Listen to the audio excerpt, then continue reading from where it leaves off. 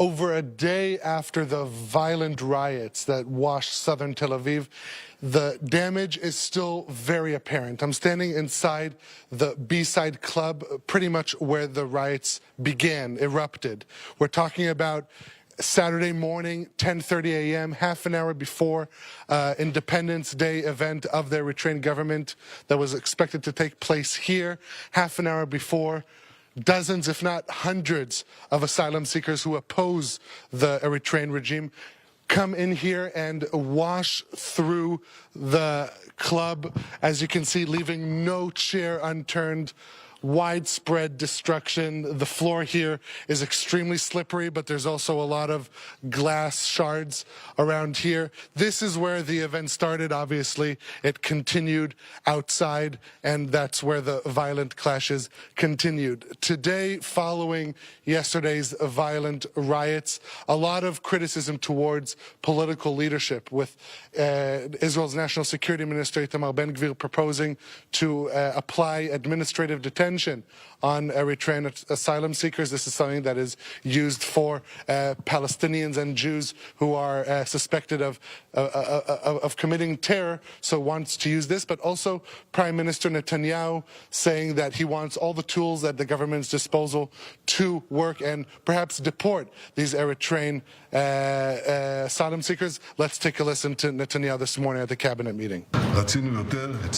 We proposed a series of measures, and unfortunately they were all rejected by the High Court. One thing we did not propose, and it was a good thing we did not propose it, is the UN outline. The UN outline would have naturalized 16,000 illegal infiltrators and would have created a tremendous incentive for hundreds of thousands, if not millions, of Africans who would flood into the state of Israel again.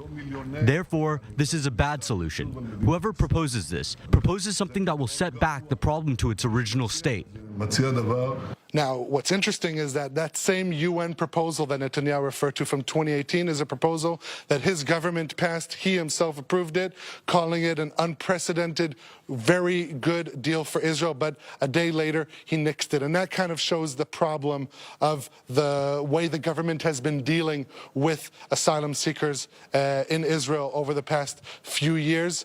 That is the situation here. As you can see, still widespread destruction.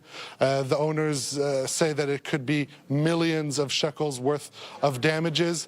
But outside, the situation is a little calmer. You have restaurants, businesses, that situation is getting back to normal. We spoke to a restaurant owner of one of them. Let's listen.